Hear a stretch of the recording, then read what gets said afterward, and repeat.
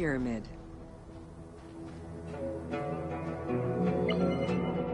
The origin of the word pyramid is controversial. Most believe that it originates with the Greek word pyramids, which referred to a bread of conical shape. Life and death in ancient Egypt were modeled on the cycle of the sun. The perfect shape of the smooth-faced pyramid became associated with the metaphor of the pharaoh transformed into one of the sun's rays in death. Pyramids represented the Benben, the primordial mound of the Heliopolitan creation myth. These stories permeated every aspect of Egyptian life to a greater or lesser extent.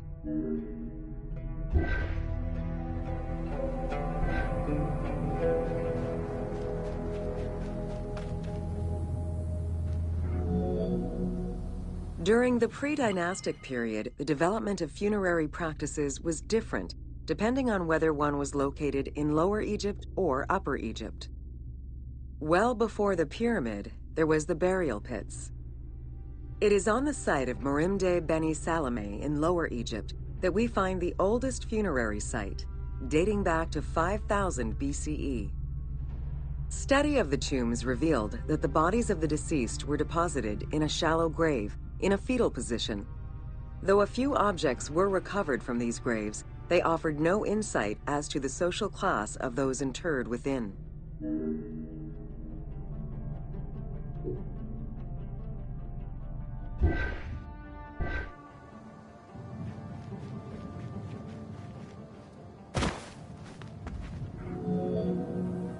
In Upper Egypt, pre-dynastic practices are easier to study, but reveal more complex funerary rites. They are divided into two cultural phases, Badarian and Nagata. The Badarian phase ranged from 4400 BCE to 3800 BCE. Small necropolises were discovered on the outskirts of villages, revealing the emergence of a funerary cult. The bodies of the deceased were lowered into an oval grave and covered with goat or gazelle skins. Items needed in everyday life were added alongside the body.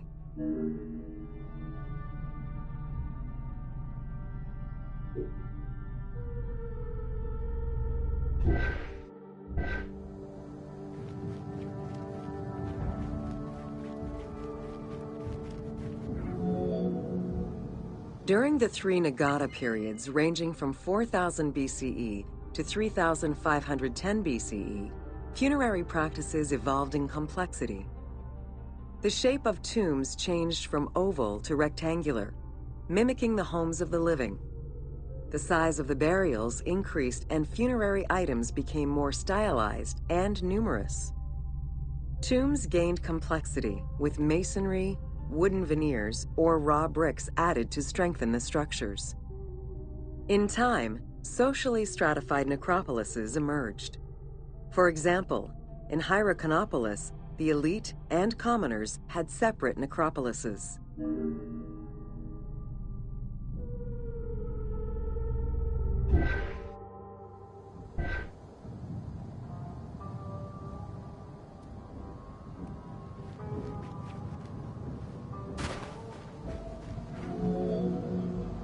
The term mastaba, meaning massive bench in dialectal Arabic, refers to a form of funerary architecture that was present in Egypt from the Archaic period to the Middle Kingdom. An evolution of the burial pit, mastabas were generally composed of two parts. A structure was built above the ground in the form of a massive rectangle with stepped walls, and a subterranean burial chamber was located underneath. Smaller mastabas often surrounded the much larger tomb of the king. These generally held the remains of the king's relatives and courtiers.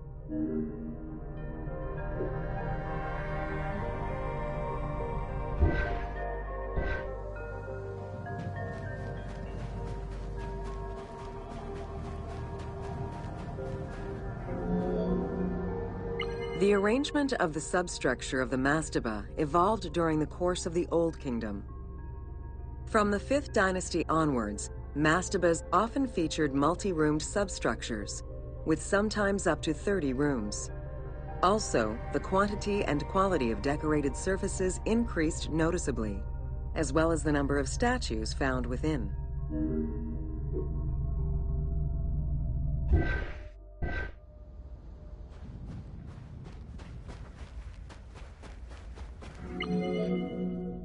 The 6th dynasty would see art used to its utmost. The entire surface of a mastaba would be covered in scenes of daily life, illustrating the prosperity of those lucky enough to comfortably spend eternity near the pyramid of a pharaoh.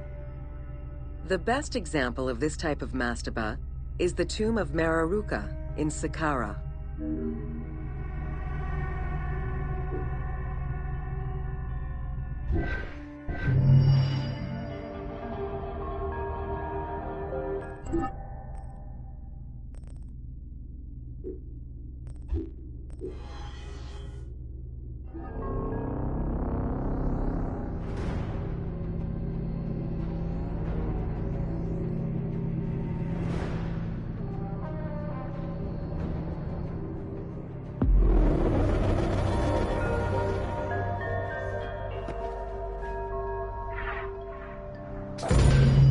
Welcome to the Step Pyramid Complex of Djoser. The Step Pyramid is at the center of an enclosed complex, comprised of temples, models of palaces, and artificial constructions, all built for the afterlife of Pharaoh Djoser. The funeral complex itself covers 15 hectares and is located on the highest point of the Saqqara Plateau. It's clear from the elaborate detail and scale of the complex that this was a technological marvel of its time. The only fragment of information regarding the design plans of the complex was discovered on a section of stone containing an architectural sketch of a vault.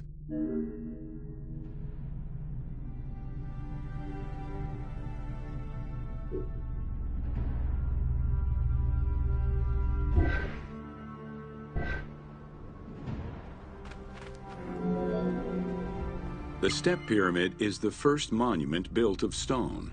Standing at 60 meters high, it was the tallest of its time. Built 4,700 years ago, it was originally intended as a mastaba, which was a flat-roofed rectangular tomb. Its famous architect, Imhotep, may have felt this was too humble for the great pharaoh Djoser and began to add the steps.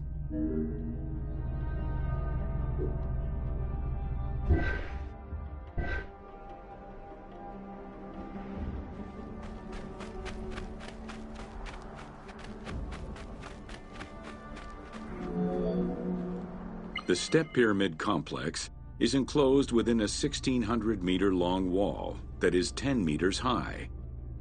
This large wall was made out of white limestone and oriented along the north-south axis.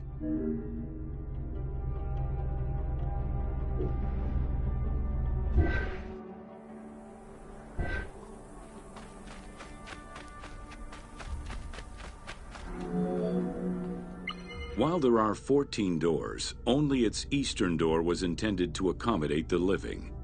The remaining false doors were built as portals for the king's Ka to pass through.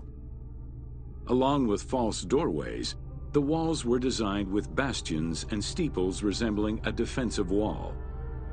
The positioning of these design elements suggest that they were related to the Hebsed festival.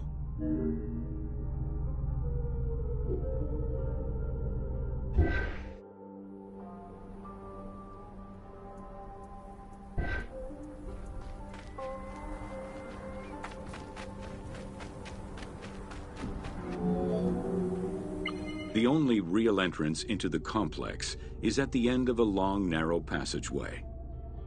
This enclosure has a stone canopy carved to resemble wooden logs. At the end of the passage is a large opening. Meant to resemble a doorway, it has carved doors and hinges that are permanently open and immovable.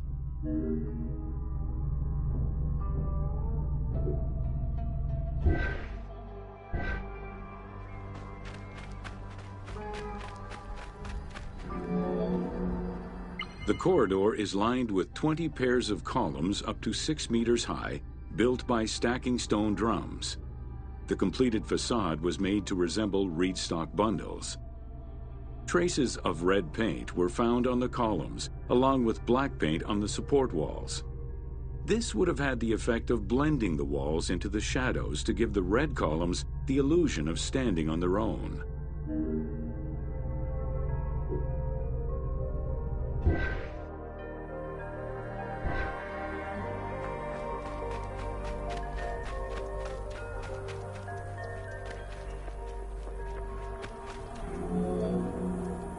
Chambers are located on either side of the columns and are thought to be chapels representing the provinces of Upper and Lower Egypt. According to some Egyptologists, the arrangement of the rooms may be symbolic of jurisdiction and judgment.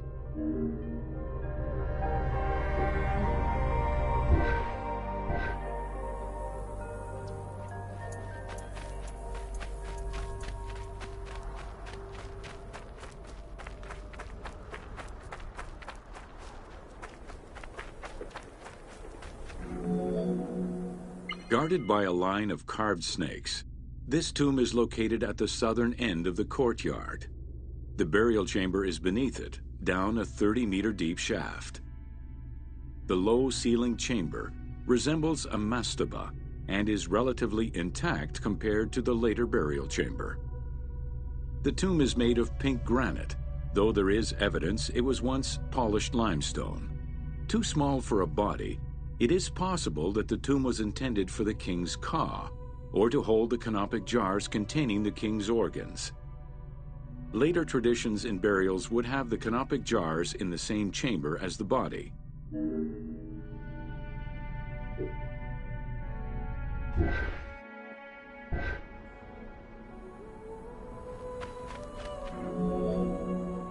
A polished limestone staircase leads west from the tomb to underground apartments.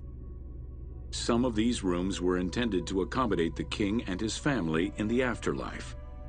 Many large jars of pottery were found, including some that still had deposits of beer, milk, and oil inside them. The false doorways are decorated with reliefs of the king taking part in rituals. In these reliefs, he is seen carrying agricultural tools, running, and performing a ritual for the reanimation of the deceased.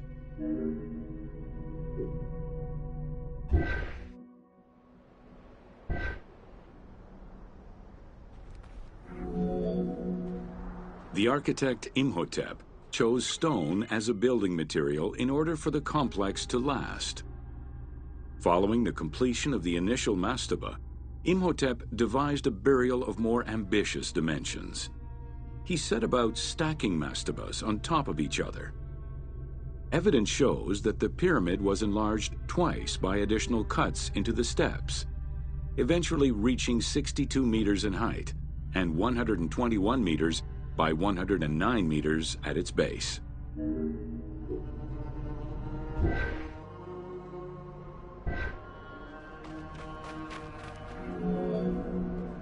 A staircase allowing the pharaoh to enter the divine world was represented by a tiered pyramid, oblong in shape, completely enveloping the original mastaba. The pyramid itself is a solid structure. All of the chambers and tunnels are beneath the structure.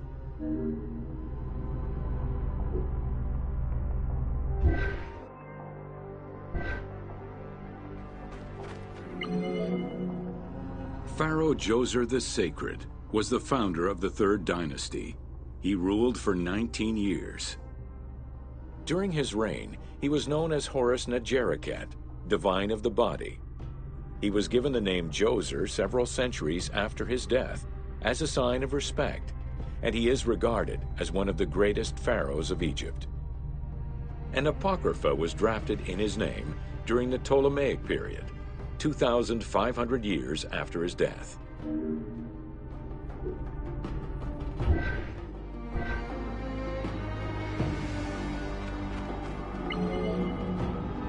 Djoser was associated with the sky god Horus in his human form. A plinth near the step pyramid is inscribed with his name and associated with Horus. He was the first to reside in Memphis, making it the central hub of government for the region. Djoser was known to have built many temples and monuments before the complex at Saqqara. The funerary complex was the first of its kind and would mark Djoser's greatest architectural achievement.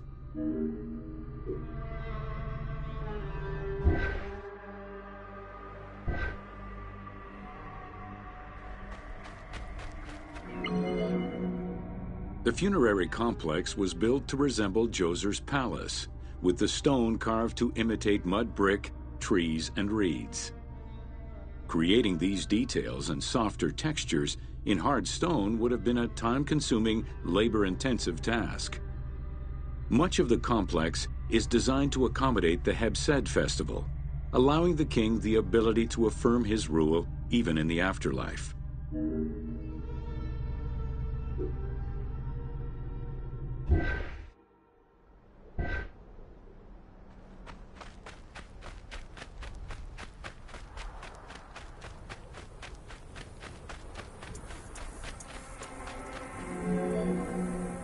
In the corner is a temple referred to as T.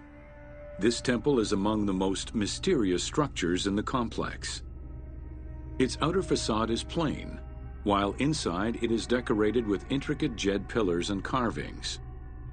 It's possible that this place was intended to be where the Ka of the king materialized, symbolically visiting the platform of the Hebsed courtyard from the afterlife.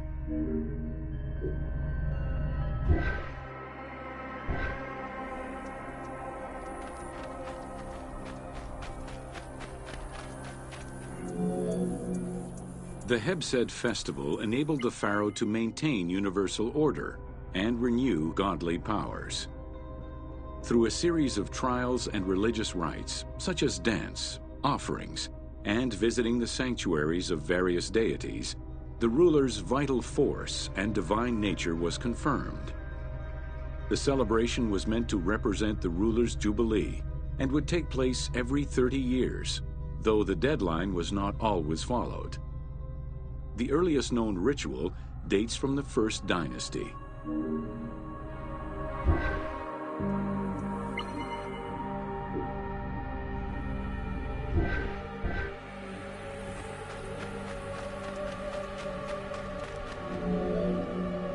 Within the complex of Djoser, southeast of the pyramid, is a dedicated space for this essential ritual to be performed by the king even in the afterlife. The Hebsed courtyard is lined with false chapels and equipped with a platform featuring 2 staircases meant to represent Upper and Lower Egypt.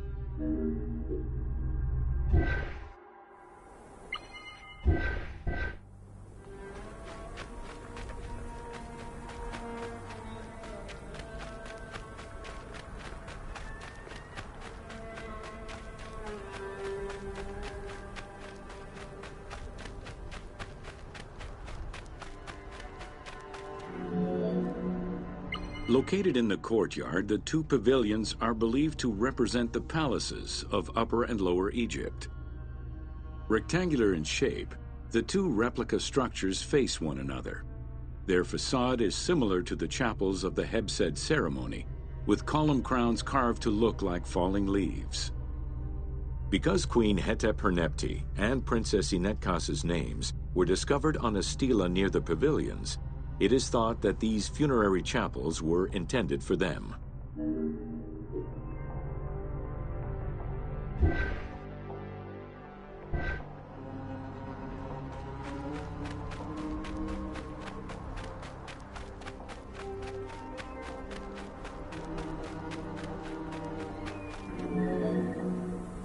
The funerary temple is on the north side of the complex, facing the stars where the deceased ruler was believed to travel after death. Within this temple was the pharaoh's serdab, or cellar. It is a small, enclosed space with one wall sloped to match the first step of the pyramid.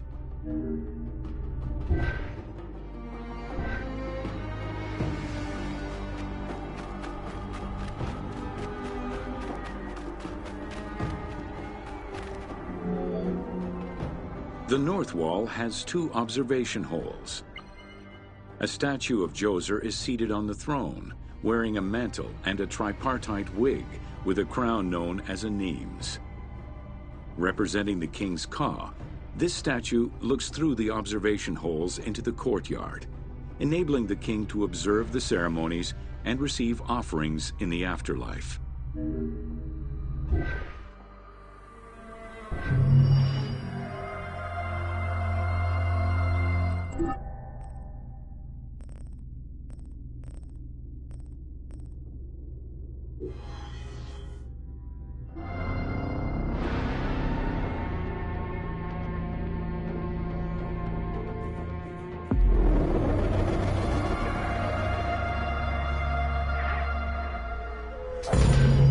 Welcome to Inside Djoser's Step Pyramid.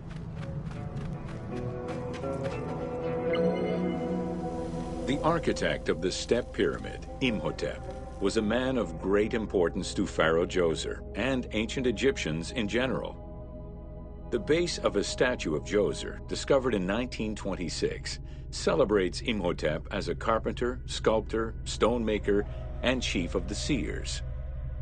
Little is known of Imhotep's day-to-day life. While he is credited for writing medical texts, it is for his role of architect that he is most famously known.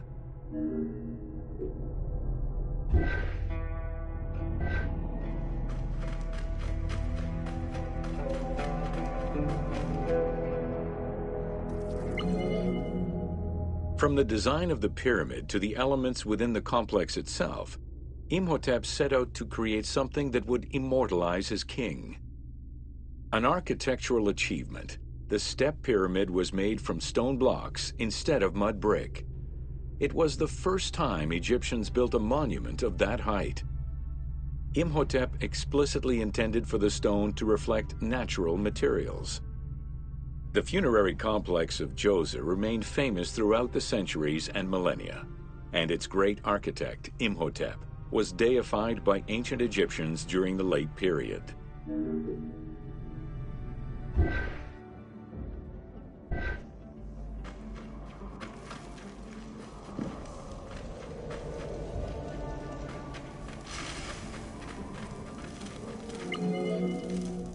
In addition to the central subterranean palace built for Djoser, 11 wells were dug.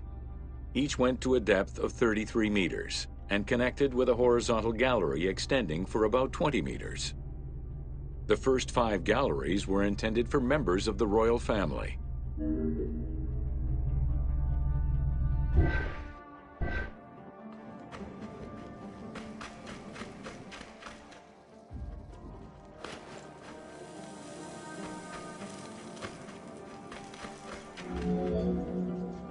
Two passages lead underground and branch off in 3 directions to various magazine galleries.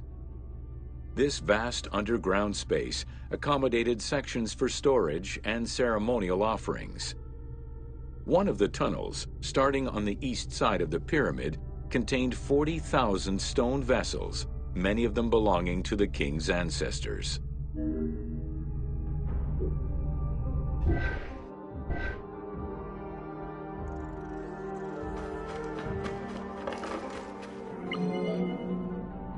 The burial chamber of Djoser is located at the bottom of a 28-meter deep central shaft. According to Egyptologist Jean-Philippe Laure, the chamber was originally made from polished blocks of limestone, while its ceiling was decorated in 5-pointed stars. At some point, however, the limestone blocks were replaced entirely by pink granite blocks, leaving behind only fragments of limestone blocks decorated with stars.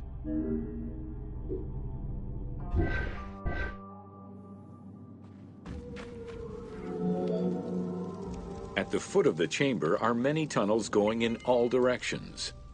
This maze of tunnels, galleries, and chambers stretches over 5 kilometers. There are a number of dead ends and false doors. They may have been intended for the afterlife, rather than to fool thieves.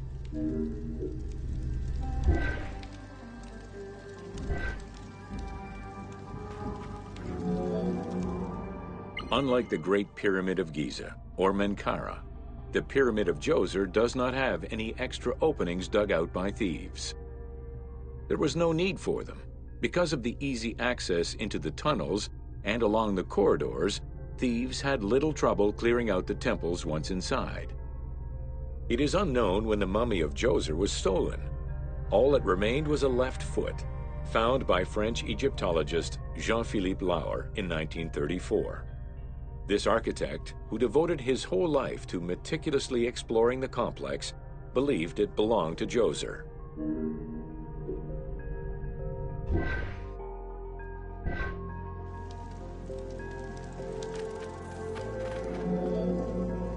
The Pharaoh's apartments, also known as the Blue Chambers, are decorated with blue-green tiles meant to imitate the reed matting that covered the walls and windows of his palace. The stone is carefully curved and painted to look like the rolled mats of open doorways and curtains.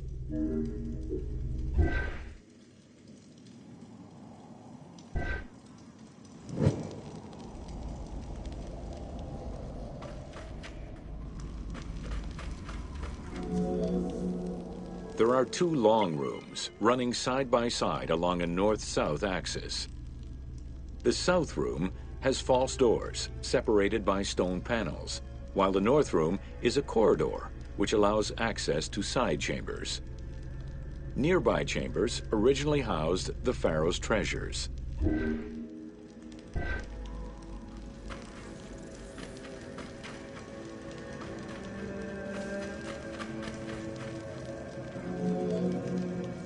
The door frames are made of fine limestone and carved with the king's name. As in the south tomb, reliefs are carved into the doorways. These reliefs show the king performing rituals and visiting divine sanctuaries for all eternity. Their interiors are fictive additions made by the team to add to the wonders of the tomb. It is clear from the elaborate detail and scale of the complex that this funerary monument was a technological marvel of its time.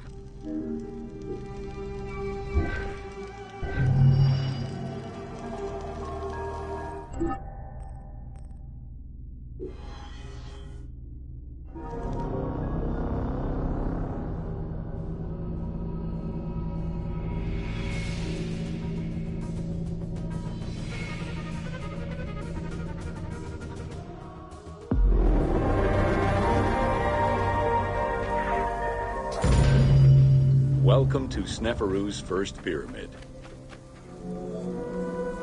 With the long reign of Sneferu, the first king of the 4th dynasty, the most brilliant and creative period began for the construction of funerary monuments in Egypt. Funerary monument design moved from the step pyramid to the smooth-faced pyramid, testament to the evolution of the practices of construction. The first attempt at this design was the Pyramid of Meidum.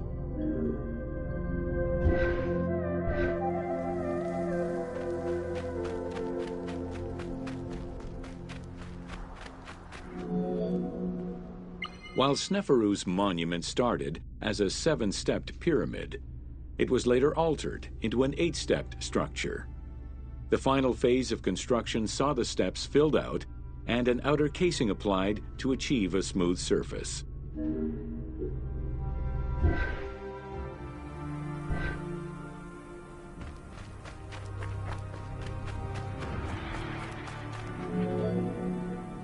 The smooth dressing of the walls did not provide sufficient bonding, however, and the outer casing did not rest on sound foundations. As a result, the bases of the 4 outer buttress walls gave way, causing the walls to slide down and collapse. While the Meidum Pyramid was abandoned due to design flaws, it showcased other innovations that would impact all future pyramid designs.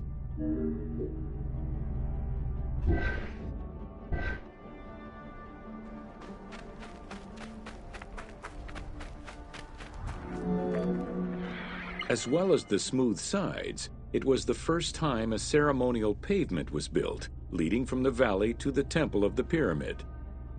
Another innovation was that of the funerary chamber, which was no longer at the bottom of a well, but rather above ground level. This change signaled the beginning of the 3-bedroom system.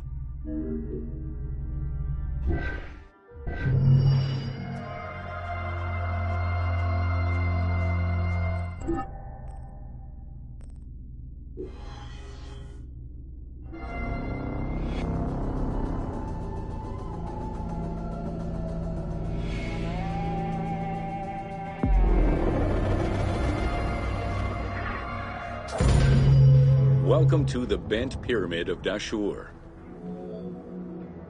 After the construction of the Meidum Pyramid failed, Sneferu transferred his residence and the official necropolis to Dahshur.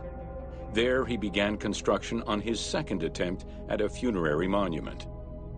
The resulting structure, known as the Bent Pyramid, is the only one of its shape in Egypt.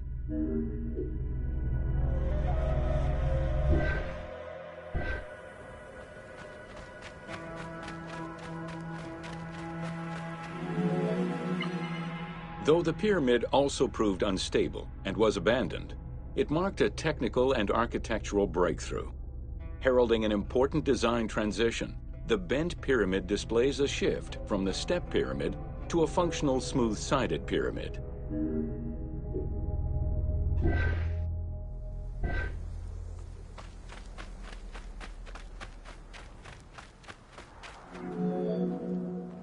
The Bent Pyramid was unique in having two separate entrances, one on the northern face and another on the western face. The chamber of this pyramid was too small for a human burial. It was probably meant for the burial of a statue designated to house the Ka, the vital spirit of the deceased king.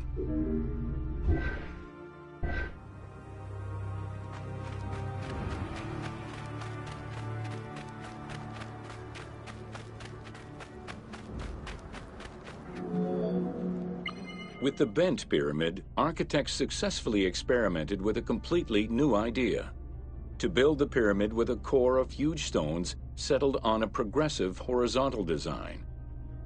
This way, each construction phase could be completed in a single stage, allowing the architect complete control over every design element.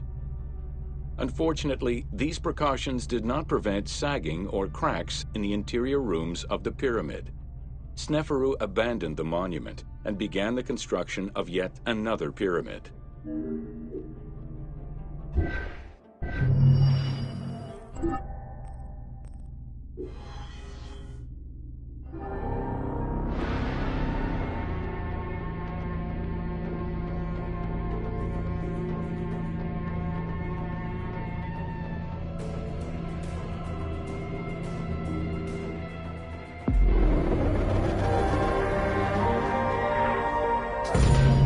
Welcome to the Red Pyramid of Dahshur. The Red Pyramid was built 2 kilometers to the north of the Bent Pyramid. It was so named due to the reddish limestone used in its construction. The Red Pyramid reached a height of 105 meters. While the ground level of the Red Pyramid is lower than that of the Bent Pyramid, its height is virtually the same. The task of making the pyramid a geometrical, true flat-face pyramid brought about yet another new design concept: the use of casing blocks.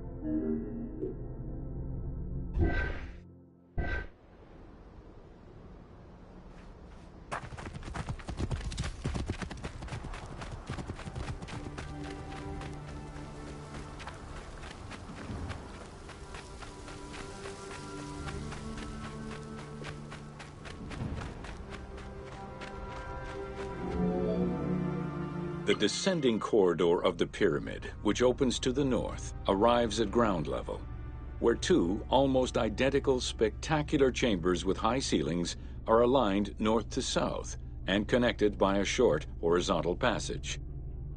In the south wall of the second chamber, accessed by a staircase, another corridor leads to the final chamber, which is built within the masonry of the pyramid itself and aligned east to west.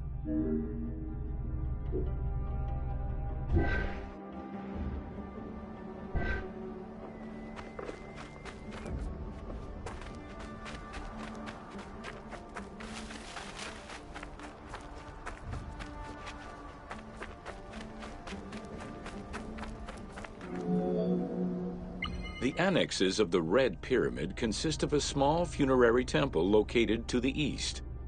A causeway presumably ran due east from the temple, but it has yet to be excavated.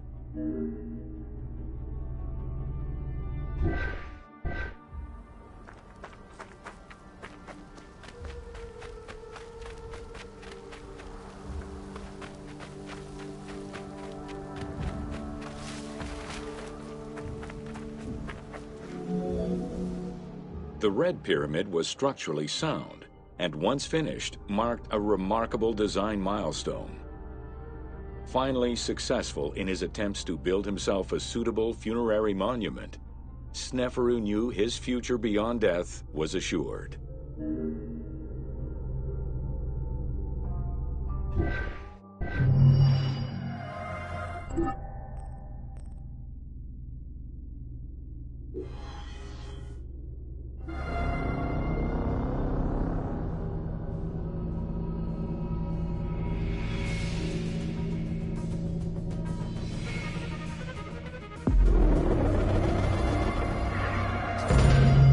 Welcome to Pyramids of the Middle Kingdom.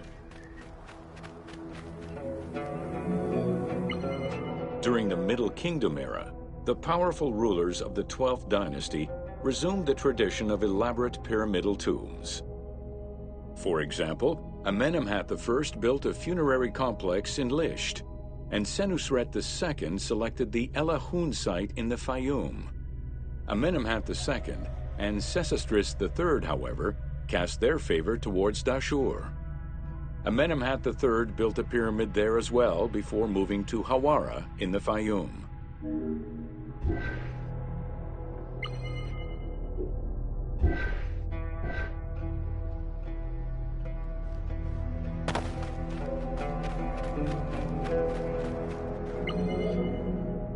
The plundering of tombs in troubled times prompted the architects of the Middle Kingdom to devise increasingly complicated means of security during construction.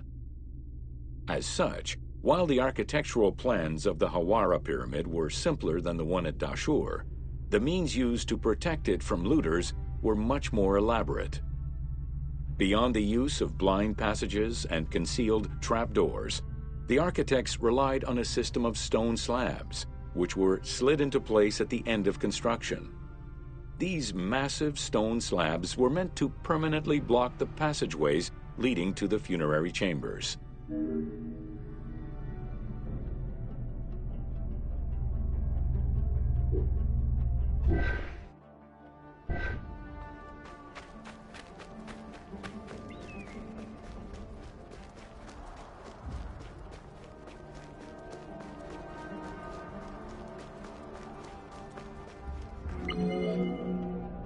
The kings of the 13th dynasty began building their pyramids at Mazguna, south of Dahshur, then moved on to Fayum and Abydos. The kings of the 17th dynasty, however, satisfied themselves with crowning their cave tombs with small pyramids of raw brick. The kings of the 18th dynasty gave up the shape of the pyramid as a royal tomb entirely. They chose a mountain with a pyramidal shape in the Valley of Kings and dug their graves there.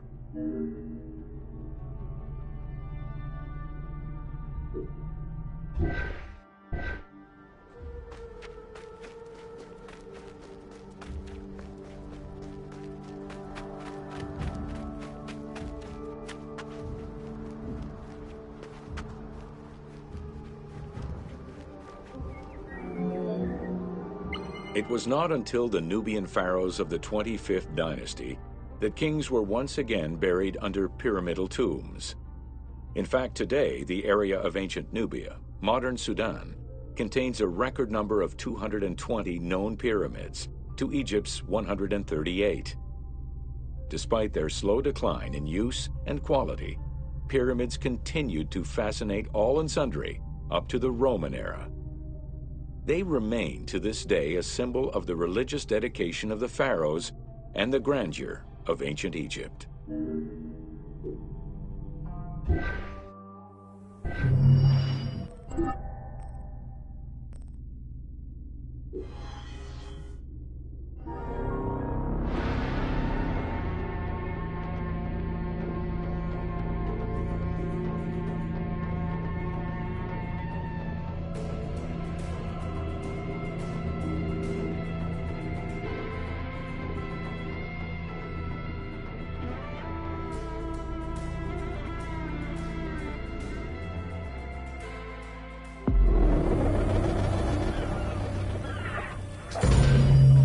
Welcome to an overview of the Giza Necropolis. The Giza Plateau is located on the west bank of the Nile and was considered by ancient Egyptians as the domain of the dead. The pyramidal complexes found there were built over the span of 3 generations, during the reign of Khufu, Khafre, and Menkaure.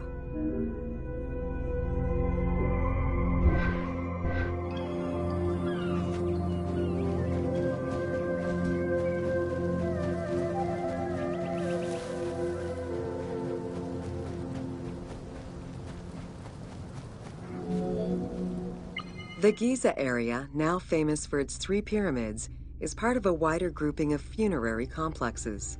Rulers from this period generally elected to be buried in the area.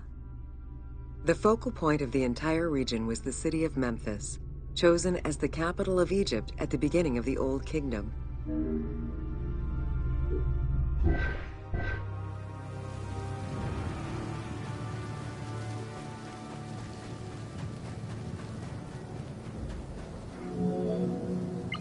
The placement of the Giza monuments, and particularly that of the pyramids, followed a practical yet strict alignment.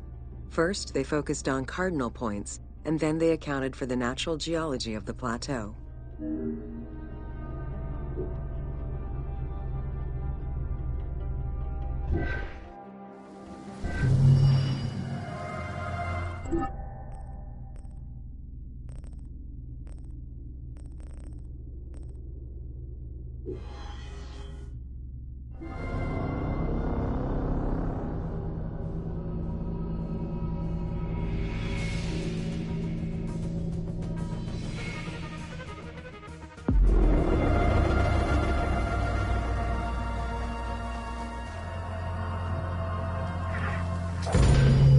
Welcome to the Riddles. A sphinx was originally meant to be a personification of the king. The human head, wearing pharaonic regalia, was fused with the body of a lion, thus sharing the qualities the powerful animal possessed, namely its power, the swiftness of its attack, and its majestic authority. By these very virtues, it was also considered a symbol of protection. Unsurprisingly, statues of sphinxes could be found along the Dromus, protectors of the path taken by the gods to reach the temples.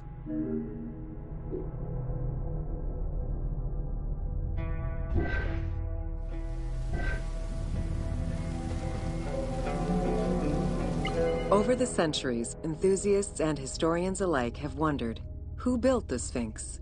For what purpose? And who does it represent? These questions remain unanswered.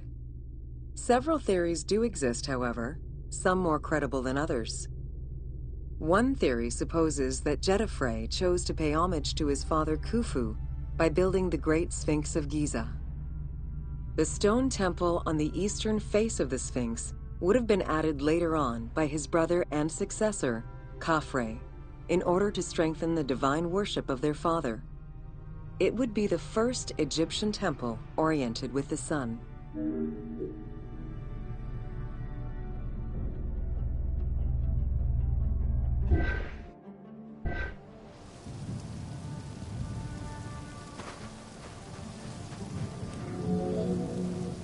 Another theory suggests that the Sphinx was built by Khafre and was meant to represent him.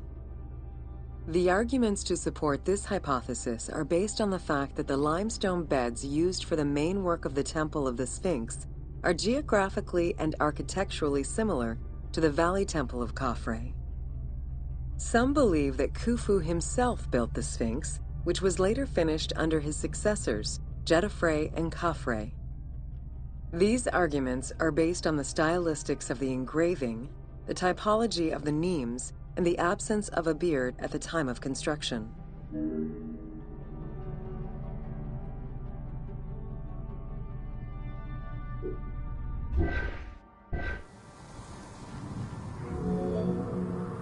While ancient Egypt as a whole leaves a rather monochrome vision of its monuments and statuary, it is vital to understand that in ancient times, absolutely everything was painted. The sun, eating away at the pigments of the colors, the sand, the climate, and the implacable impact of time unfortunately destroyed the glorious colors of the Sphinx of Giza. Documents from an Arab Egyptologist of the 12th century, Abd al-Latif al-Baghdadi, indicate that traces of red were still visible in his time. Today, however, the only color that remains are traces of red close to the ears of the Sphinx, as well as hints of blue and yellow on the nemes, traditional colors for that type of headdress. The pigments for the color red were man-made, obtained by mixing different products such as clay, quartz sand, and very finely crushed hematite.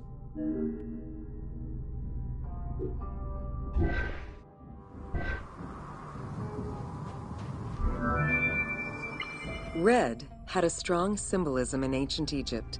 It was both the color of life and the color of death. It could represent the sands of the desert or the brilliance of the sun. Red was also associated with the god Seth, vengeful and destructive. The Egyptian word for red, Dahshur, is also the word which was used to signify the desert, or the royal crown of Lower Egypt. In art, red was also the color used to paint the bodies of men, while yellow was used for women. It is possible that there were also color restoration efforts during the Saite period about 600 years before Cleopatra's rule, as indicated by notes on the inventory stele, discovered in 1858 by Auguste Mariette. It is because of this that the team made the decision to display it with its full range of colors, even though the Sphinx's colors would have likely faded by Cleopatra's time.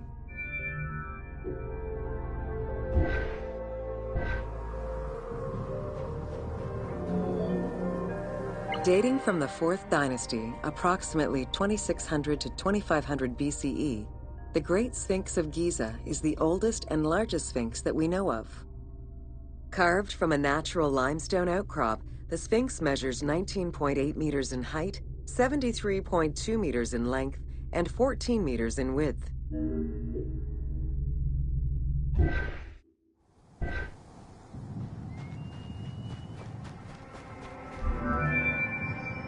In order to bring polish to the imposing monument, several blocks of limestone were added after the initial construction phase. Since then, there have been numerous attempts at preservation. The polish present in the game integrates some aspects of modern restoration attempts. The team made this choice to present a more iconic version of the Sphinx of Giza to the player. Today, the Sphinx is called the Terrifying One. This appellation is translated from its Arabic name, Abu al-Hol, which in turn was derived from Baluba in Coptic.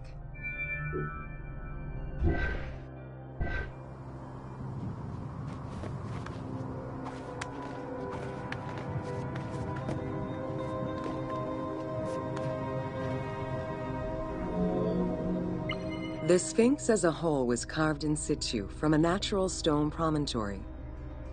Its head was built in a limestone peak of the Mukattam Plate, and the body was sculpted in the underlying rock layer where it is located. The degradation of the Sphinx is due in particular to wind erosion and the different quality of limestone used in its construction. The level of sodium contained in the groundwater which abuts the stone is also a contributing factor.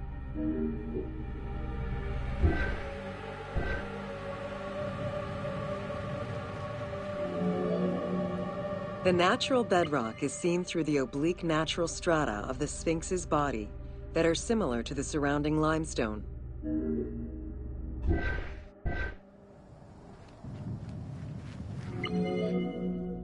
Since antiquity, people have always believed there was a hidden tomb deep within the Sphinx.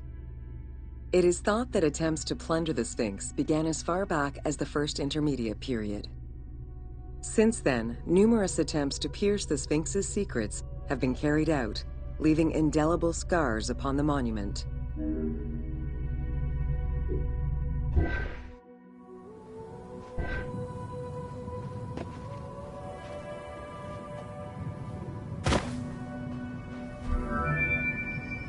"12 meters long and cut during pharaonic times, another entrance in the back of the Sphinx aroused curiosity.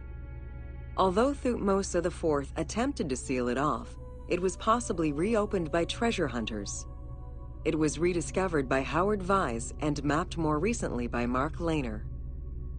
This entrance at the back of the Sphinx leads to different cavities of a few meters each, in directions going inside the statue's body and under the surface. The team has used this opportunity to extrapolate a little more.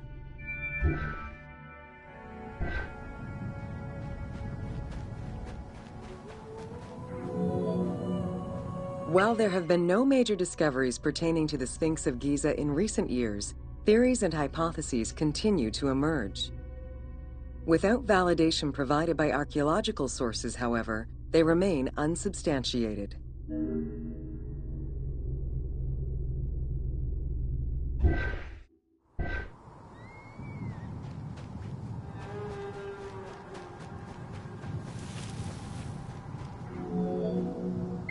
The first of the main theories as to the Sphinx of Giza's meaning posits that the Sphinx was originally a massive representation of the god Anubis.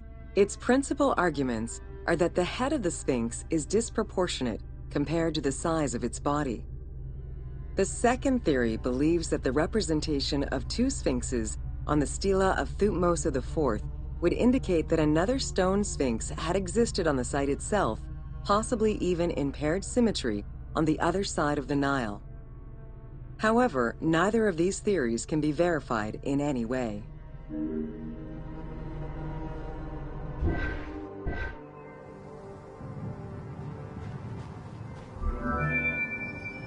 Several scientific projects using new technologies have been put in place in the past decades. The most important was led by Mark Lehner and his team, who specialize in the study and survey of the Giza Plateau, including the Sphinx site. The mapping made it possible to see the materials used to construct the Sphinx, analyze the different layers of erosion, and figure out the most fragile areas to protect. After a few attempts at giving the Sphinx artistic proportions, the team instead decided to use photogrammetry mapping to faithfully reproduce the proportions of the Sphinx.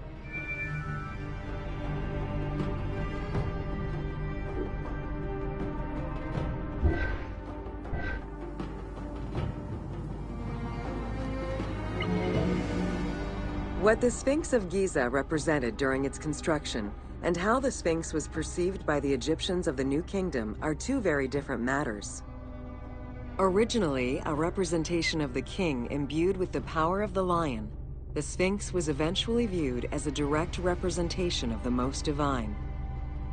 It is theorized that kings of the New Kingdom believed that the Sphinx of Giza was the one who recognized and legitimized the ruler of Egypt.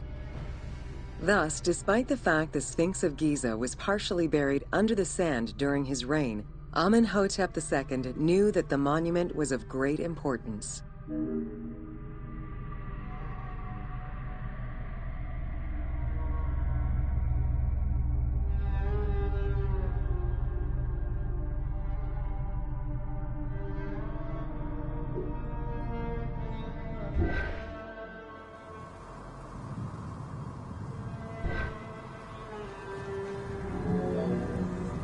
Amenhotep II built a second temple dedicated for the Sphinx's Horemakhet to pay homage to Khufu and Khafre, his predecessors. It became a common habit for this dynasty to spend time with their royal courts at the Sphinx. Its sanctuary became known as Setepet, the Chosen.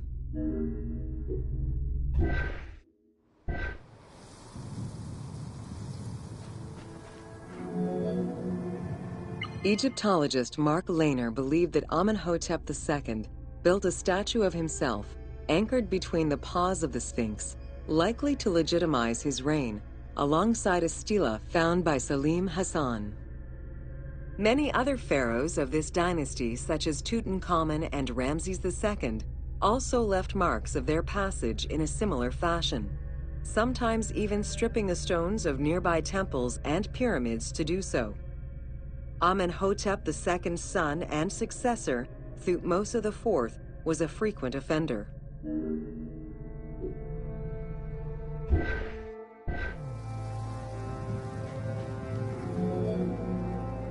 While sleeping between the Sphinx's paws, the future Thutmose IV saw in a dream the god Horamakhet proclaiming his coming accession on the throne of the two lands. This was, of course, on the condition that he remove all of the sand covering the Sphinx, which stood guard as the personification of the god, and should thus never be engulfed by the sands of the desert.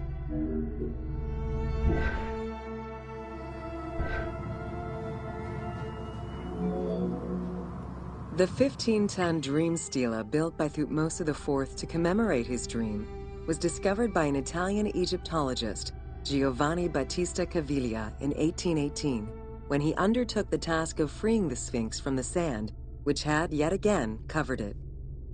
Caviglia was looking for an entrance into the structure of the Sphinx, but instead he discovered an open-air chapel and stelas between the paws.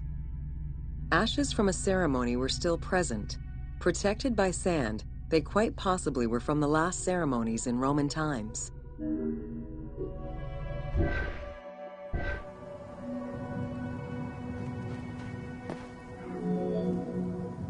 That same year, Caviglia discovered fragments of the Sphinx's beard that had probably been added during the New Kingdom. If many of these pieces are held by museums in Cairo, a fragment is displayed at the British Museum, along with a piece of the uraeus that was on the Sphinx's headdress. It is believed this fragment of beard was possibly kept in place thanks to the statue of Amenhotep II, which was supposed to be located under the head of the Sphinx.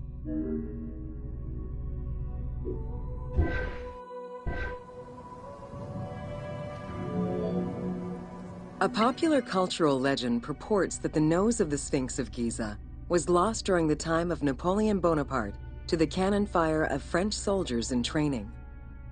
However, engravings from before the time of that campaign already depicted the Sphinx without a nose, indicating that it had been removed before the French campaign.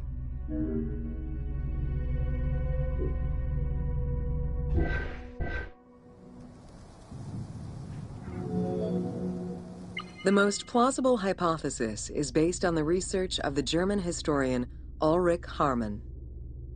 During the 1980s, Harman compiled medieval sources written by Arab authors. In doing so, he discovered that the Sphinx was once perceived as a favorable omen, a deity supporting sediment-nurturing floods and crops. Around 1378, a Sufi by the name of Muhammad Sa'im al-Dar could not stand this vision of the monument, and in an iconoclastic act, broke the nose of the Sphinx. According to the texts, he was then hanged and burned between the legs of the Sphinx for his crime.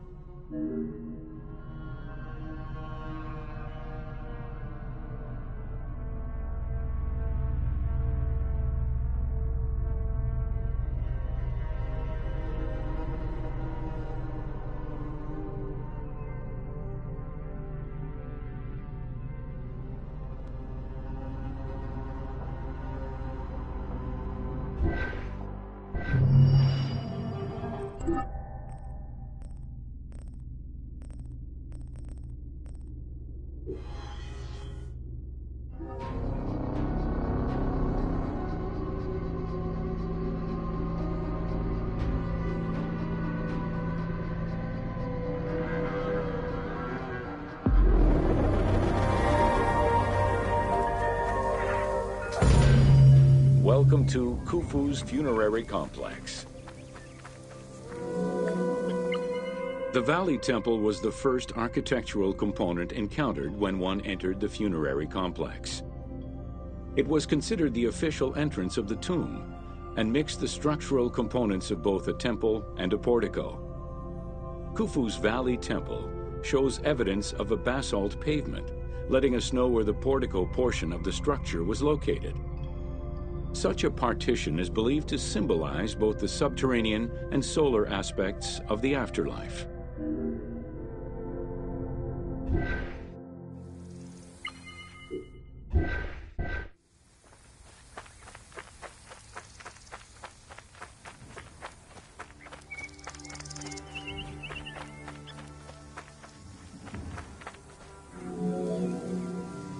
Khufu's causeway ran from the floodplain up to the plateau, linking together the Valley Temple and the Mortuary Temple.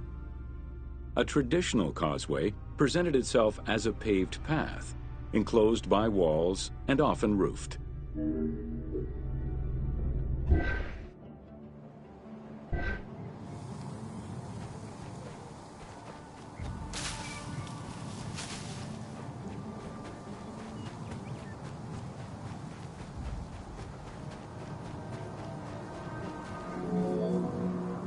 Fragments discovered by archaeologists indicate that the walls in Khufu's causeway, one of the longest known to us, were decorated with carvings and possibly paint. Depictions show a great variety of themes: stars on the ceiling, accompanied by scenes of battles on the walls. Other engravings depicted the creation of the complex by illustrating craftsmen at work.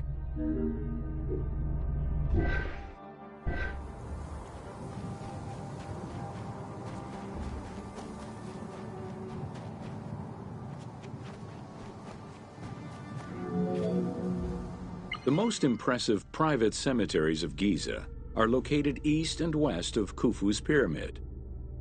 The eastern cemetery was reserved for members of the royal family, while the western cemetery was mostly set aside for various court dignitaries.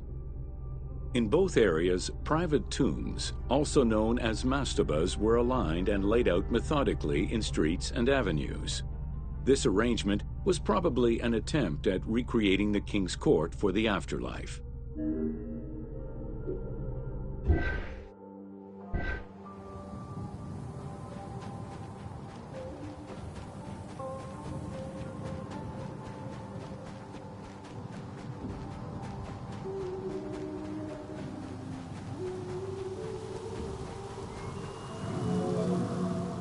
To the east of Khufu's pyramid reside three smaller constructions, the three Queen's Pyramids.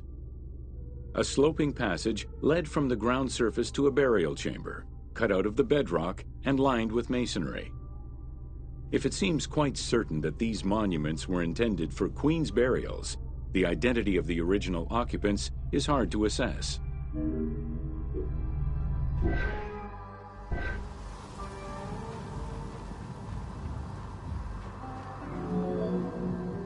The northernmost pyramid was most likely meant for Queen Hetepheres, who is believed to have been Khufu's mother.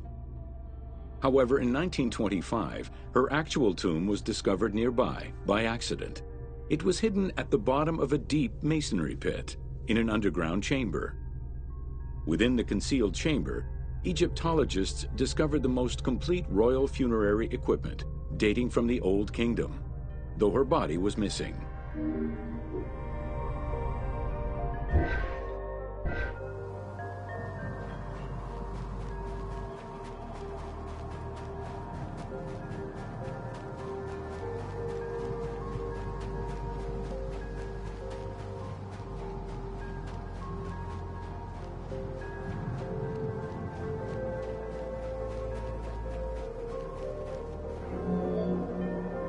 Within the vicinity of Khufu's pyramid, Egyptologists have uncovered 7 boat pits.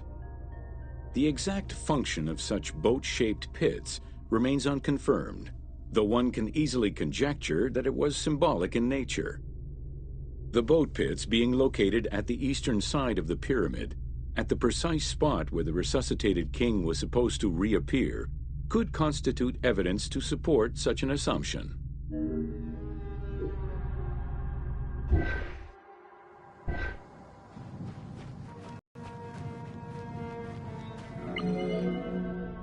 The 2 southern boat pits, each covered by a roof of huge limestone slabs, were discovered in 1954 by Kamal al-Malak, an Egyptian Egyptologist.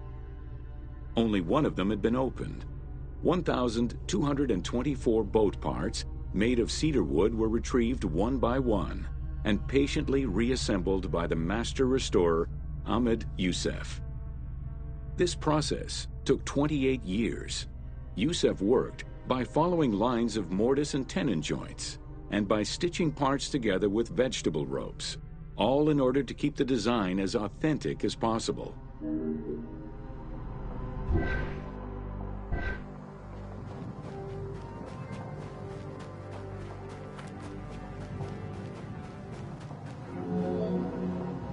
The Greek term pyramidion refers to the capstone of a pyramid or the tip of an obelisk. In ancient Egyptian, both components were called benben. This word was also used for a specific kind of food, a cone-shaped offering made of bread. The pyramidion was intended to be a miniature reproduction of the pyramid, making it equal to the monument itself in symbolic importance.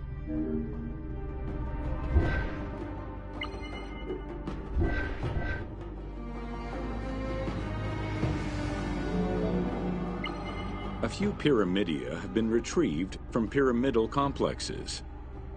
The earliest, found in Dahshur, is undoubtedly a good example of Old Kingdom's pyramidia. It is made of limestone and has no inscriptions. Some engraved pyramidia were recovered from private funerary chapels. Their inscriptions all related to the solar symbolism of the benben.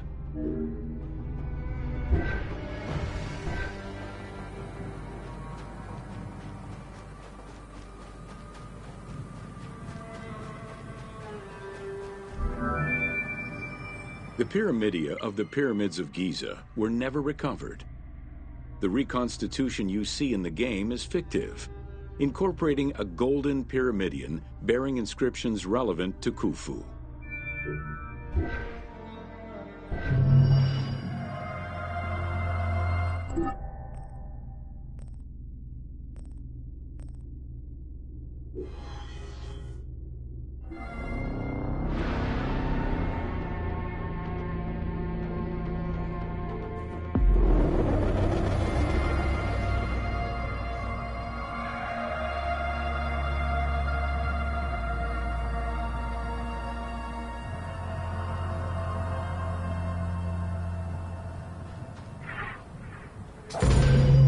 Welcome to Secrets of the Great Pyramid. Built around 2550 BCE, the Great Pyramid of Giza is considered one of the most iconic structures of Egypt. It is the biggest of the pyramids and the only one of the 7 wonders of the ancient world still standing. The numbers associated to the Great Pyramid of Giza are impressive. A workforce of over 20,000 people, 6 million tons of stone, and 20 years of construction. It was a massive undertaking for a pharaoh's tomb.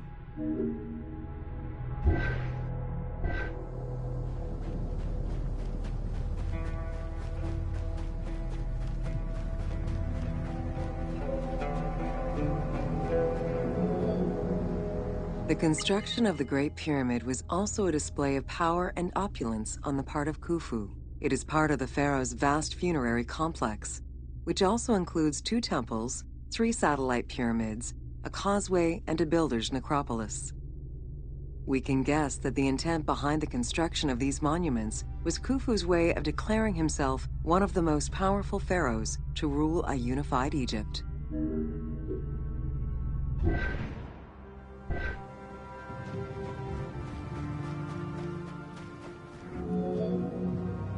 New insights into engineering and ancient Egyptian culture are still being revealed over 4,500 years later.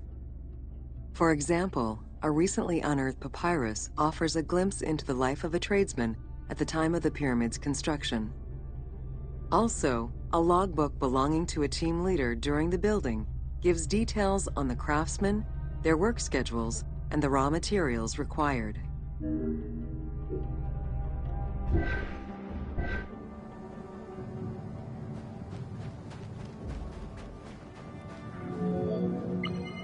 It is interesting to note that by Cleopatra's time, the pyramid's celestial purpose, its construction, and the function of its mysterious inner chambers was already unclear.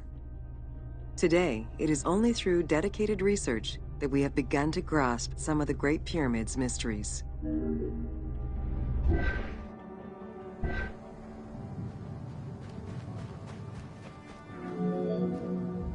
The Egyptians had polished their design for centuries by the time work on the Great Pyramid began. Intended as a tomb for Khufu, the Great Pyramid's structural design has been considered to be nearly perfect by engineers and historians ever since.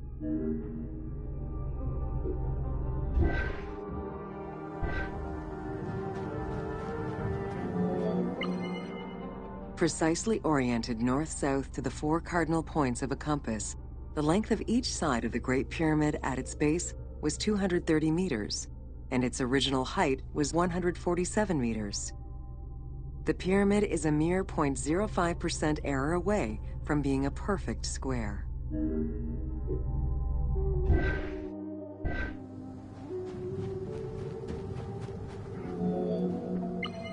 In order to achieve the shape of a true pyramid, the design required many considerations in the planning phases as well as precision during execution. It was especially critical that they control the angle of inclination on all sides at every stage of construction.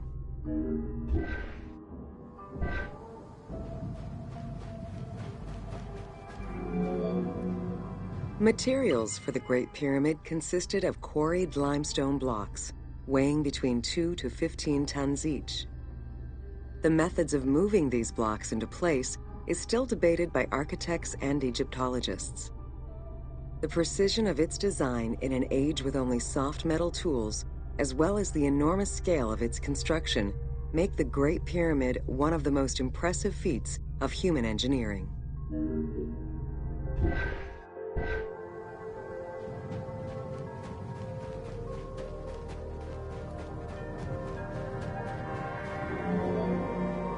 It's estimated that it took between 600,000 and 2 million blocks of stone to build the Great Pyramid. Experts calculate it would have required men to move 12 blocks every hour around the clock for 20 years to place the 2.3 million stones the monument is made of.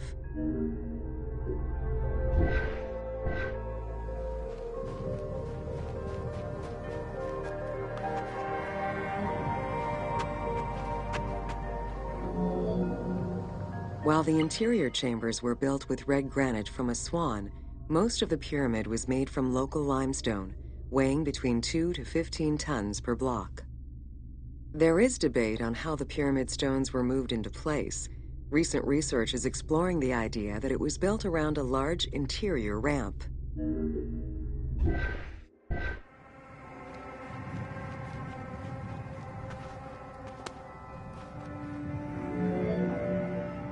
The recently discovered logbook confirms that the high-quality limestone of the outer casing was brought by boat across the Nile from a quarry in Tura. Once complete, the smooth white polished stone of the Great Pyramid would have reflected the sunlight like a beacon, earning it the name the Horizon of Khufu.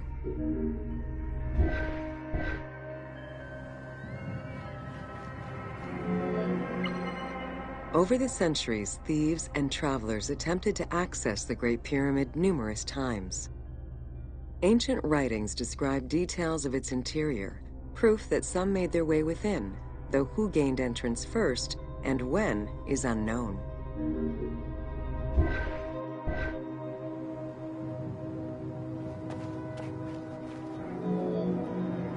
The main entrance of the Great Pyramid is located 17 meters above ground level. It faces north, likely in order to align with the North Star. Though the entrance passageway had been discovered in antiquity, any further access into the Great Pyramid was stopped by massive vertical slabs of rock. As such, present-day visitors to the pyramid must use the robber's entrance.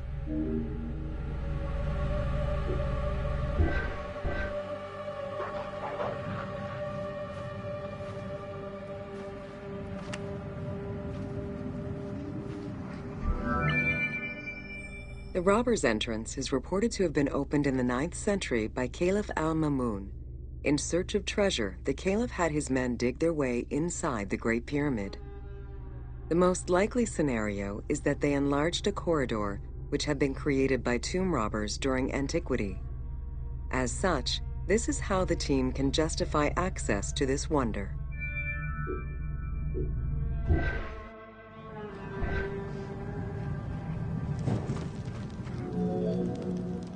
Attempts to gain entry to the Great Pyramid and uncover its potential secrets continued throughout the centuries. In the 19th century, the belief that another entry existed at the south side resulted in a hole being blasted into the pyramid's side, with no results for the damage that was done. While the search is still ongoing today to uncover more hidden rooms and passageways, conservation is the primary concern of all such efforts.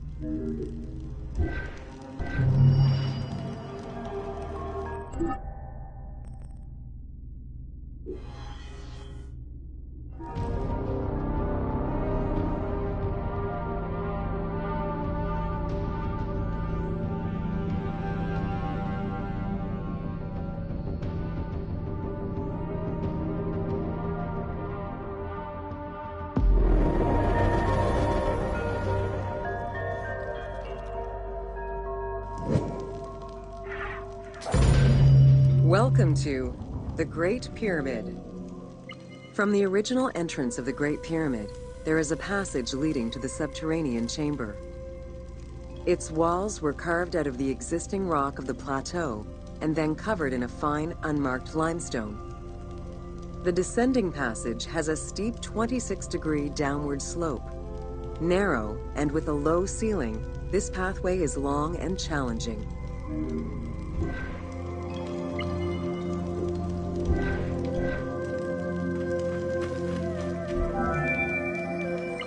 While the original passage was 145 meters long, the team reduced its length and made it both wider and higher. The main focus of the work in reproducing the location was centered upon preserving the unique claustrophobic environment of the Great Pyramid, while still allowing for a smooth game navigation.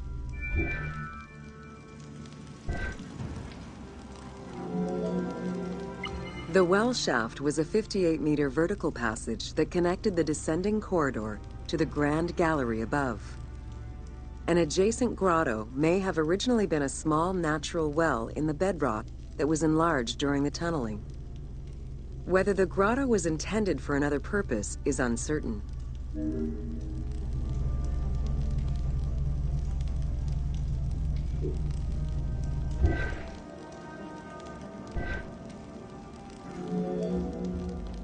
There is much speculation over the purpose of the well shaft.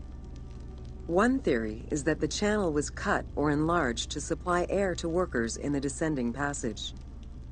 Another is that it was meant to provide an exit route once the work was done in the heart of the pyramid. Without the well shaft, workers would have been trapped inside forever when the grand gallery was sealed. The opening at the bottom of the well shaft was most likely sealed by exiting workers to camouflage the passageway.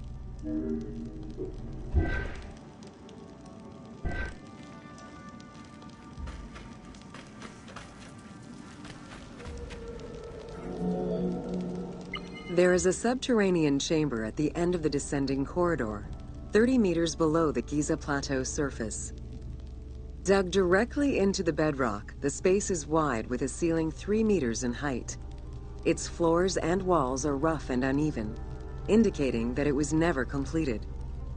At the south end of the room, there is another narrow corridor, similar to the others, though it abruptly ends after roughly 20 meters.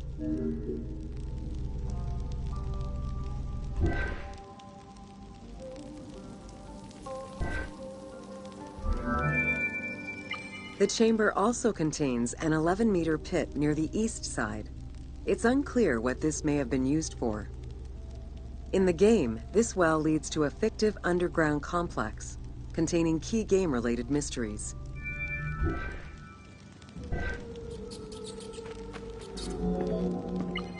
The subterranean chamber's original purpose remains a mystery. One popular theory is that it was originally meant to be Khufu's burial chamber, but the pharaoh changed his mind, preferring to be buried higher up in the pyramid, which would explain the chamber's unfinished state.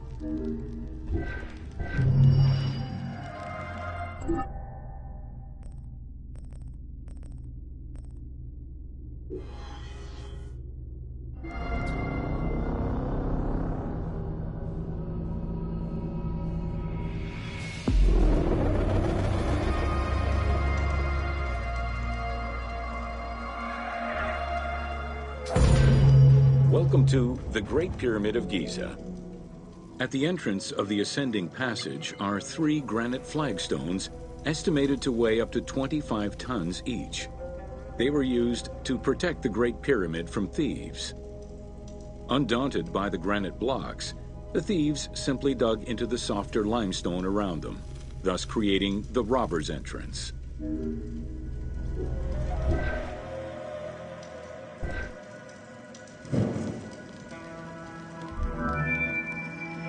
While in reality the robber's entrance is one single cavity which leads to both passages, in the game, the team created individual accesses to either passage.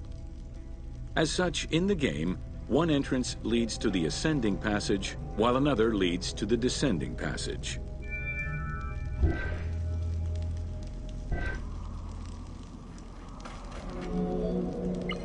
The ascending passageway of the Great Pyramid provides a direct path into the Grand Gallery and is accessed 30 meters from the entrance along the descending corridor. Both corridors have similar dimensions and are designed with the same 26-degree incline.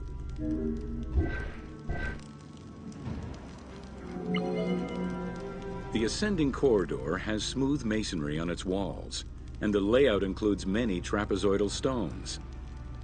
Both the ceiling of the passageway indicate that the passage was enlarged, possibly during or after the funeral, to allow workers room to move granite blocks meant to plug the corridor.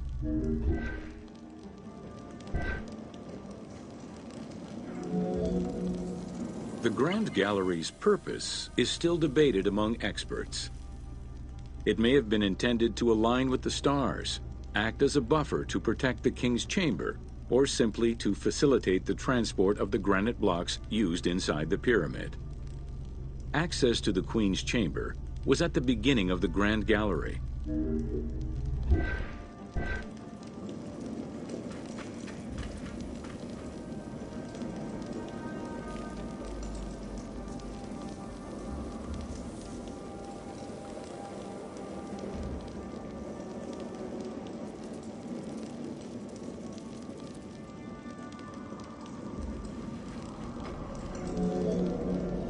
Though this room is referred to as the Queen's Chamber, it is believed that there was no queen buried here. Based on their knowledge of earlier pyramids, Egyptologists believe it was more likely intended as the king's serdab, a chamber meant to contain the Ka statue, which would in turn house the king's spirit.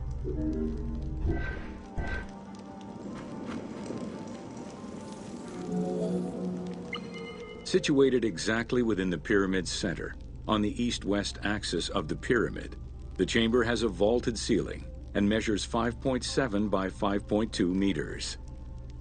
In the eastern wall, there is a niche tucked away in a small corbelled archway, which may have originally held the Ka statue. Behind this niche is another smaller hole, possibly dug out by thieves in search of further treasure.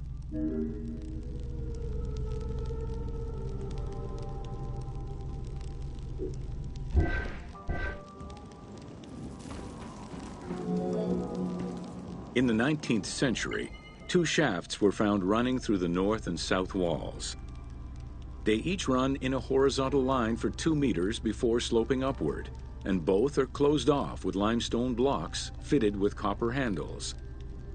Whether they were intended as ventilation shafts for workers or a celestial connection for the pharaoh's spirit is unconfirmed.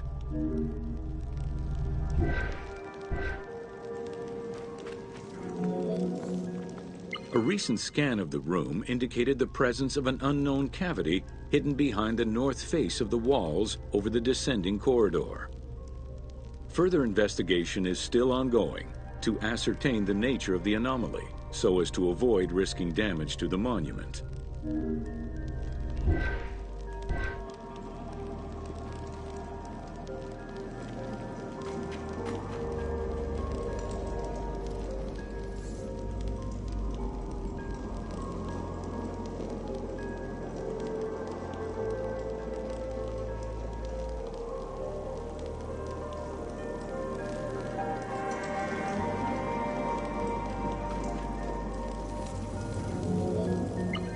Khufu's architects were possibly influenced by earlier rhomboidal pyramids when designing the gallery. It is the longest corbelled vault ever built, measuring 47 meters long and 8.6 meters high. The walls were made to taper inward, allowing for better distribution of weight. As a result, the ceiling measures just over a meter wide at its highest point. Though this construction technique is present in other pyramids, few have the same precision and stability.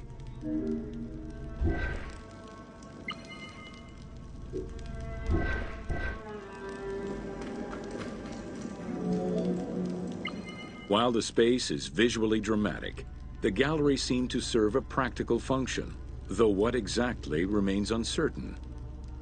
Still, the wall design was undoubtedly meant to contribute to the stability of the structure, and its floor may have helped workers move the materials. A channel runs along the middle of the room. A movable floor originally rested in this central recess. The raised benches on either side are equipped with slots that may have been used to help position the granite blocking stones.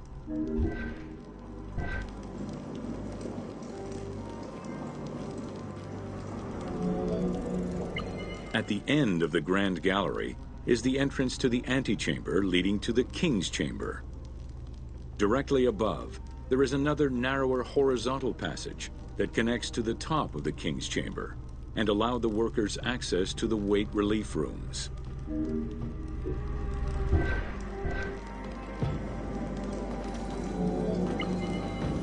The far end of the Grand Gallery leads to a small antechamber with a portcullis, preventing access to the King's Chamber. The portcullis was composed of 3 separate granite slabs. They were designed to be lowered into place and seal the chamber after the burial of the king. The grooves dug out to hold the slabs in place are still clearly visible to this day. The elaborate locking system was composed of a series of grooves for the ropes and pulleys that dropped the stones into place like the notches on a key.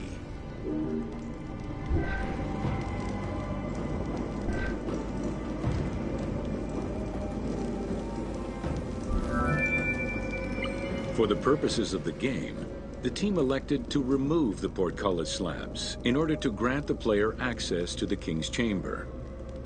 In reality, workers would have backed out of the room after the funeral, lowering each slab into place behind them one at a time.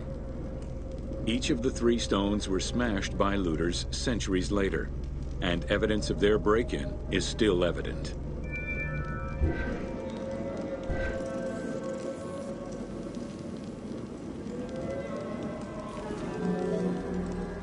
The King's Chamber is built entirely out of red granite. The King's Chamber measures 5.8 meters in height.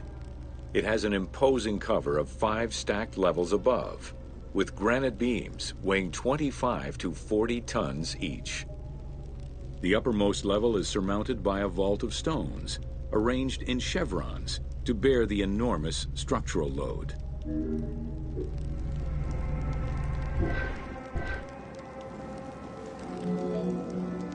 As in the Queen's Chamber, 2 shafts extend out from the room towards the north and south faces of the pyramid.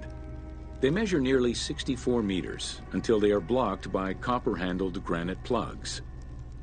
Some experts in the culture of the Old Kingdom believe that the shafts were thought to lead the king's soul to the stars, with the incarnation of the pharaoh as the god Ra, represented by the northern well, and the god Horus by the southern well.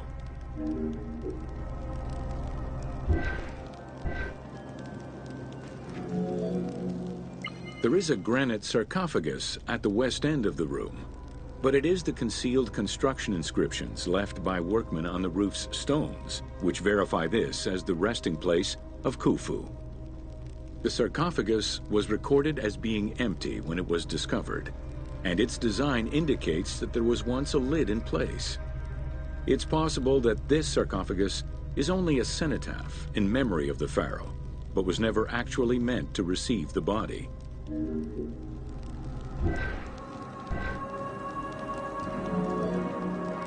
Khufu's mummy was never found. It is hoped that as of yet undiscovered hidden rooms and shafts of the pyramid may provide an answer as to its location.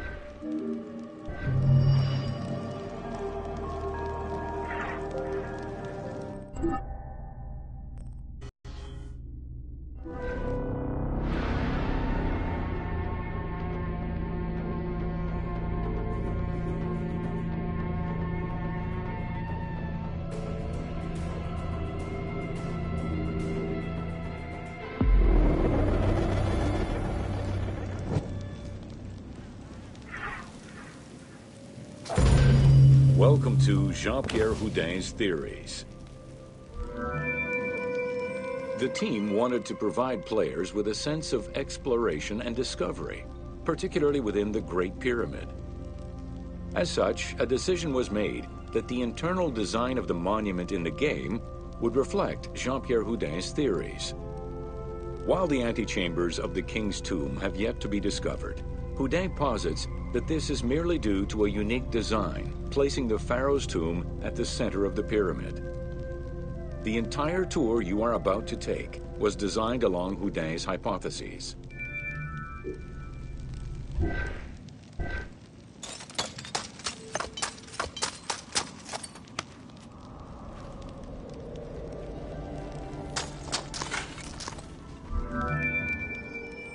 While respecting Houdin's hypothesis as to the general layout of the antechambers, the team wanted the contents to enhance the game experience. In regular royal tombs, the antechambers were filled with all the material goods needed by the pharaoh in the afterlife. To support the feelings of discovery and awe, the art team created a unique and fantastical treasure in this second antechamber.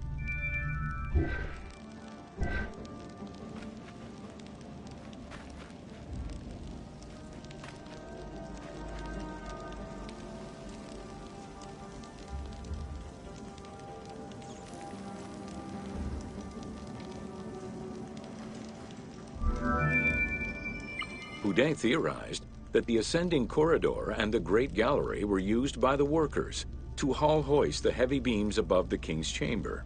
He called it the service circuit. The corridor you are in now was created by the team following Houdin's theory and is referred to as the noble circuit. It is through this corridor that the wooden sarcophagus containing the pharaoh's mummy would have been transported to its final resting chamber.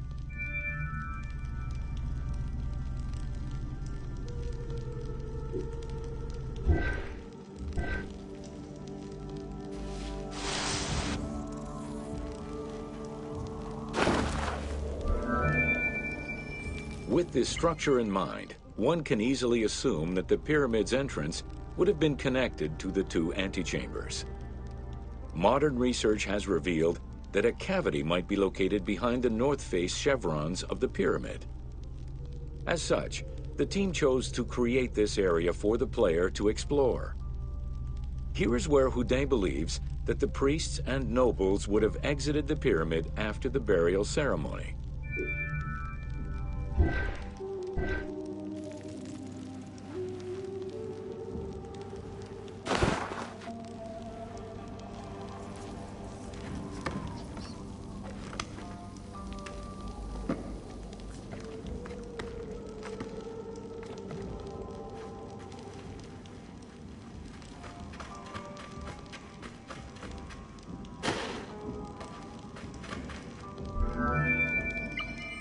Many theories regarding the construction of the Great Pyramid rely on the usage of external ramps. However, Houdin believes an external ramp would have been too steep for the upper portion of the pyramid. This is why he posits that there were two ramps. An external ramp for about half of the height of the pyramid, which then became an internal ramp for the second half.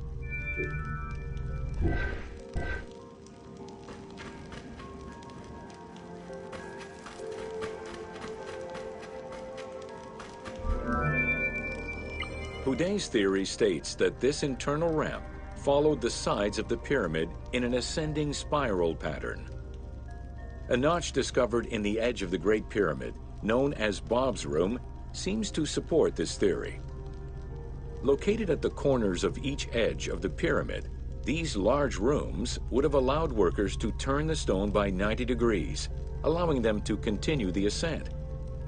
The team chose to create rooms such as this one, bringing Houdin's hypothesis to life.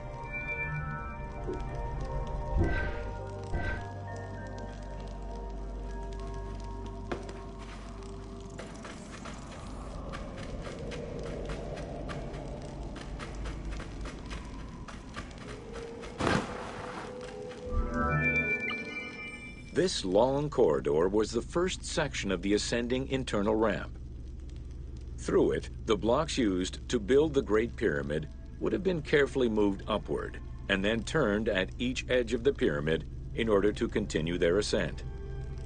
Though the team only created the main ramp for the game, Houdin posits that this ramp had 2 levels, allowing workers to return safely to the bottom thanks to an additional corbelled upper section.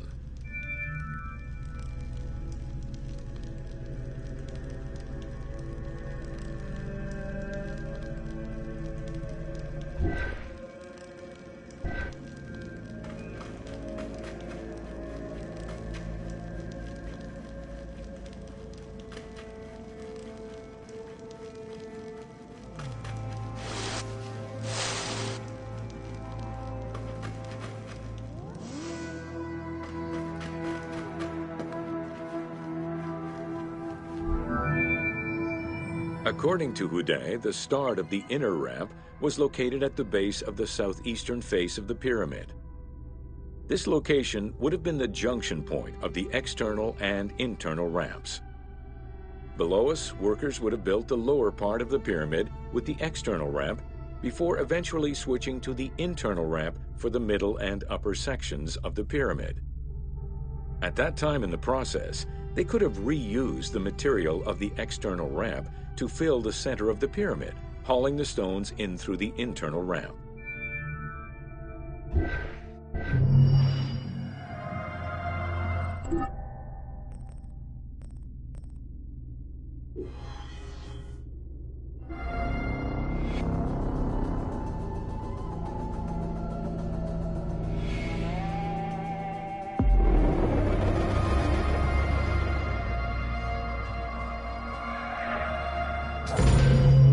Welcome to Khafre's Funerary Complex.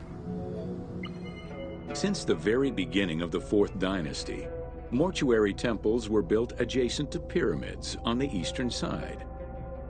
Such a location, facing the rising sun, as well as the world of the living as a whole, held an important symbolic meaning, for it was within the mortuary temple that kings were revived through daily rituals.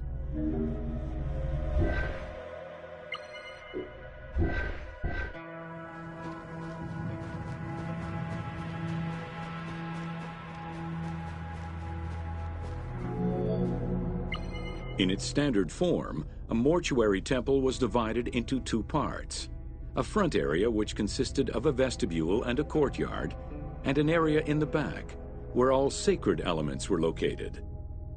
The back of the temple incorporated several essential features, including an inner sanctuary with a false door, which allowed the soul of the pharaoh to travel between the world of the dead and the world of the living.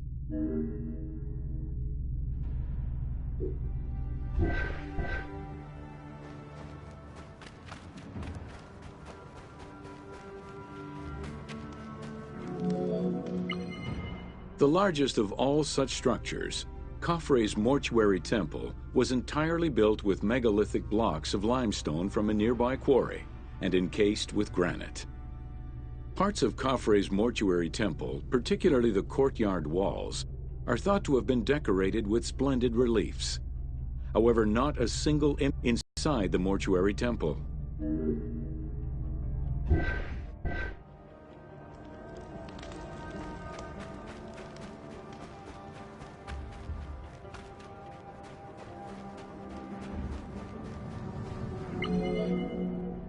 Khufu's direct successor, Gemertag, followed the custom which required each king to establish a new site for their funerary accommodation, and chose Abu Rawash as his last resting place.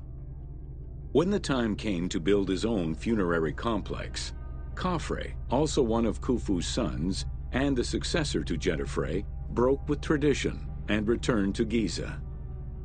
Not only did Khafre thumb his nose at tradition, but he did so in a way which he hoped would allow him to overshadow his father's most important monument.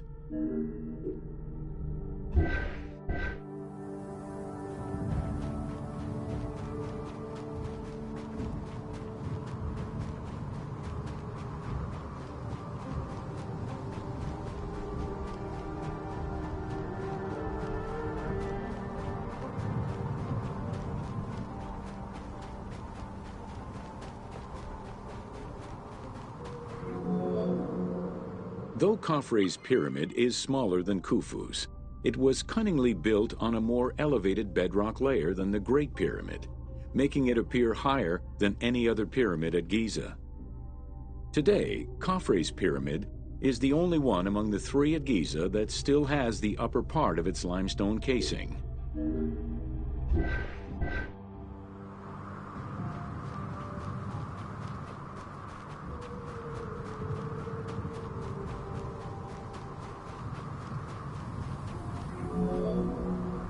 Considered a most sacred area, the Giza Necropolis was strictly defined, both geographically and physically.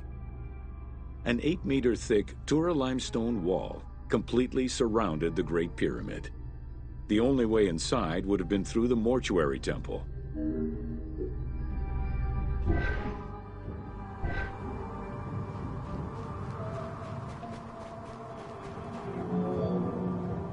From the reign of Sneferu and onwards, the subsidiary pyramid became a common feature within the pyramidal complex. The function of the subsidiary pyramid, however, smaller in size and in height than the royal tomb, remains unclear, though some believe that it was meant to house the ka of the pharaoh.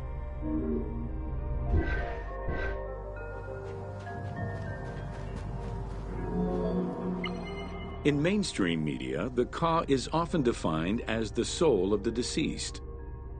The truth is a bit more complicated.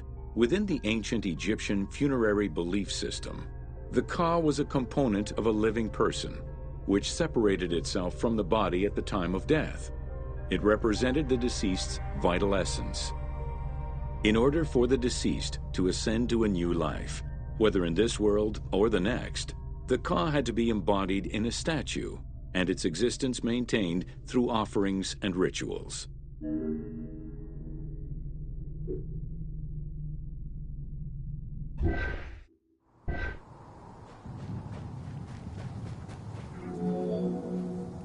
Within Khafre's subsidiary, a wooden box containing pieces of cedar was discovered by archaeologists to be a shrine mounted on a sled. Just as with the solar barges found around Khufu's pyramid, it seems Khafre's shrine and sled were ritually disposed of after his funeral.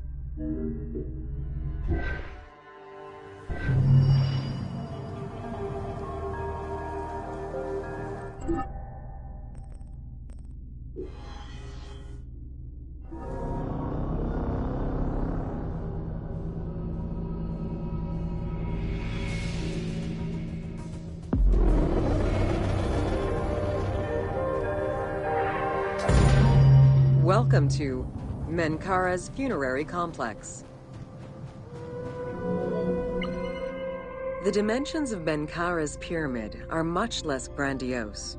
However, unlike its predecessors, Menkaure's pyramid shows a great deal of complexity in its internal and external finish. The outside was partially covered in red granite, while the internal walls were richly decorated.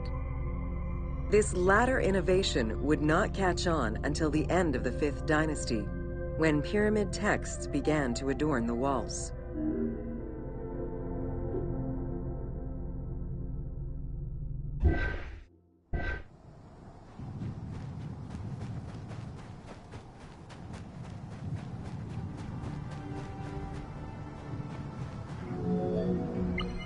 Menkaure's pyramid contains 2 sloping passages, both located in the northern side of the structure. The upper one was abandoned during the construction phase, whereas the lower one, slightly above the base of the monument, constitutes the real entrance. The lower passage leads to a first room, which, for the first time since the reign of Djoser, is decorated with engraved false doors.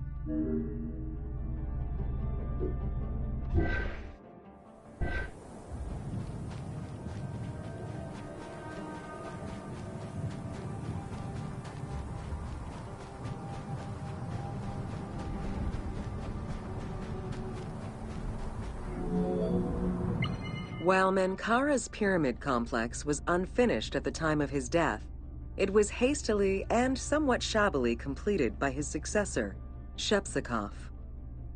Even so, this funerary structure marks a watershed in the history of this kind of monument.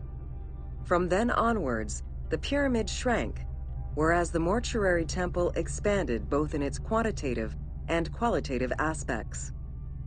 Of particular note, it is within Menkaure's mortuary temple that one can find the heaviest block of limestone ever used for a pyramid complex, weighing in at over 200 tons.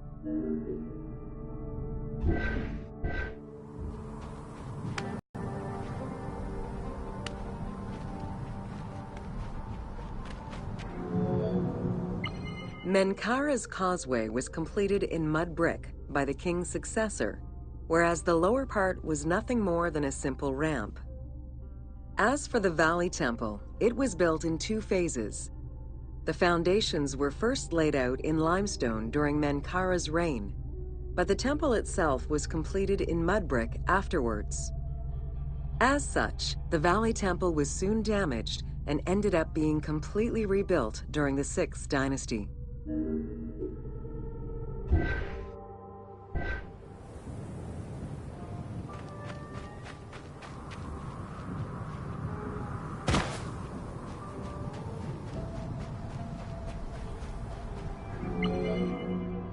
Three small structures, referred to as Menkaure's Queen's Pyramids, were erected along the southern side of the main pyramid.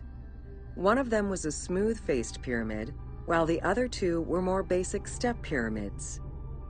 It is difficult to assess whether the latter were designed as such or were left unfinished with no casing to smooth out their surfaces.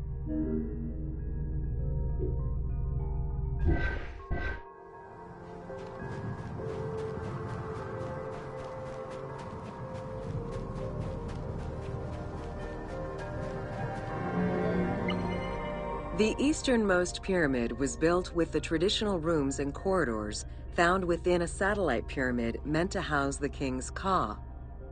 However, a granite sarcophagus was found within, leading to the conclusion that it was used as an actual tomb rather than as a symbolic cenotaph. Drawing on these observations, some assume that this pyramid was first built as a satellite pyramid for the king's ka, before seeing its purpose change to that of a queen's tomb. Which queen, however, remains a mystery.